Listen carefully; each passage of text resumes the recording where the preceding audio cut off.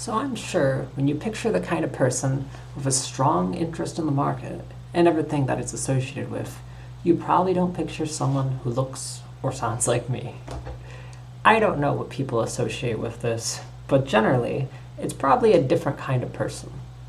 Anyway, for years I've had a truly obsessive fascination with the patterns and the behavior of how the market works, mostly in the world of derivatives. I've tried to theorize and learn about the Greeks and how they dynamically play into the nature of how price action and the market behaviors work. I've studied tirelessly the different correlations that might exist between the various sectors present in the New York Stock Exchange, how they interact with one another, what they represent, and how they then affect the behaviors of indices. I've studied the indices themselves. I've studied yield curves, bonds, almost any technical behavior you can possibly try to find. I probably seriously devoted myself to it at some point.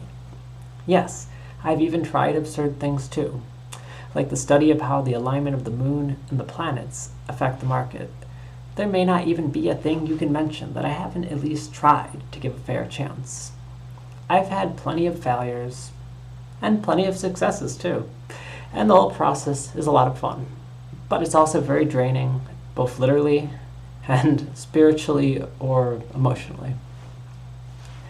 I've been so obstinate in my obsession with this one thing that I convinced myself that the world of opportunity that exists out there for me was not there. I stopped listening to my heart to go out there and make things and share with the world all the fun, weird, and maybe even grotesque little ideas that pop in my head. I told myself that that stuff was pointless, or maybe I don't even deserve to share those things anymore, as though I haven't earned the right to. When I say something like that out loud, it sounds rather ridiculous. But maybe our most self-directed wounds are just like that. Some kind of absurd contortion of what reality really is, as though our desires, our passions, the core of our inner selves is this pure shard of metal, with its own strange and impossibly beautiful characteristics. Maybe it's an incredible geometry to it that we just can't even fathom.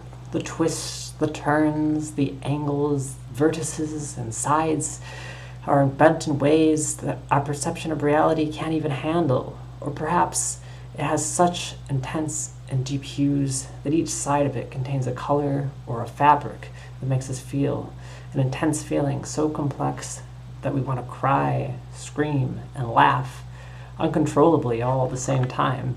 And even in every new hue you expose yourself to creates a feeling of complexity more clustered and powerful than the last. Or maybe it's just some kind of raw and pure light that shines through everything it's held up against, a force of energy that nothing is capable of blotting out. These allegorical devices all sound so colorful and abstract, don't they? When we compress and push inwards, what we do is hammer those things down into lifeless lumps of inert metal every single time we tell ourselves we're not good enough, or that we don't deserve to explore things or experience connection. We deprive ourselves of the opportunity to grow, the opportunity to deepen that inner beauty. There are more people in this world, in this particular era, and the small slices of the eras that come after us, than there will ever likely be again. It's incredible, really. The number of humans that exist right now, all with their own deep beauty and psychological complexity, is a larger number than any of us can physically understand, at least in any meaningful way that isn't purely statistical. I don't say this to make one feel guilty. No, I say this to remind you of what all of this creative and intellectual power could really be if the values of society, or the values we hold as people of this world, were just a little different. Perhaps we're doomed to repeatedly make the same mistakes and harm one another. Maybe there's a darkness of pain and dominance over our environment and those around us that's inherent to the nature of human psychology. Maybe it's some animalistic tendency we inherited from our ancestors. Maybe it's just part of being alive, where all life must balance creation with destruction, that both concepts are a reflection of one another. Maybe our destructive acts are an inevitable consequence of nature accidentally creating something that looks back at itself. There's nothing wrong with that, well, at least not inherently. But even if these arguably inherent flaws that we have, if we push people just a little bit more towards seeking out our inner selves, if the world was just a little bit less cruel, and people out there even had a chance to meaningfully and fully explore that part of themselves, just imagine how great things could be. Just imagine what all those minds could create, where their imaginations and their ingenuity could explore. Just imagine a world where curiosity and insight were unbounded and didn't only exist in the confines of an institution. We trap ourselves in boxes. We hold our feelings, our thoughts, our ideas of the world around us in boxes. We just fetishize the idea of the box. I truly believe it. We use them to create boundaries and define what separates different things from one another. Spatially, I think our minds are drawn to ellipses and quadrangles. They seem to satisfy some kind of innate desire in the primate brain. In doing, we use these boundaries to define everything. Always finding a way to make sure we don't let too many concepts or feelings mix together. It becomes sterile and dead, stifled by a barrier designed to hold its own power in. By trying to create the meaning and things through definition, we end up dissolving meaning. Only when we allow things to flow, mix, and just exist without the constant need for context and meaning do they actually end up discovering that meaning we so deeply crave. I started this by talking about my obsession for the market because I want to illustrate how people can just latch onto anything once we see a part of ourselves in it. Once we see patterns and interactions that we enjoy following, we can easily and quickly lose ourselves in them. If you go too deep in the pool of those patterns, you might just drown.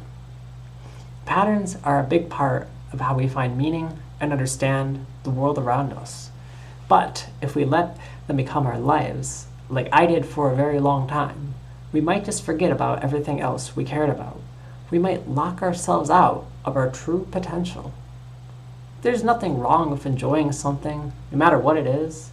In fact, these days, not enough people genuinely just do things for the enjoyment of it. Just don't let the thing you do become your entire identity, because you're so much more than that. We're all so much more than just the things we interact with, or even our own limited perception of who we think we are or who we're supposed to be. We can shape ourselves into infinite forms, infinitely long, and we still won't run out of shapes to take on. I don't say this to be defeatist, but in an attempt to be hopeful.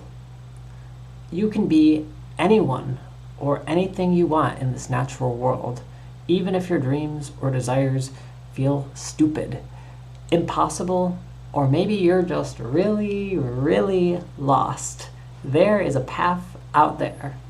There is a way to live a life with meaning. I truly think so. We just have to try. We just have to fail, and fail, and fail, and fail some more. I can't be afraid of failure, or even death itself, and you shouldn't be either. Just put yourself out there and engage with your feelings honestly. Just try sitting with your thoughts and reflect on what you even care about, even if you think it feels stupid. I assure you, if you sit there long enough and your own internal thoughts stew, you'll find something that pulls towards you. Something will guide you, hopefully. I think so, if you give it a chance.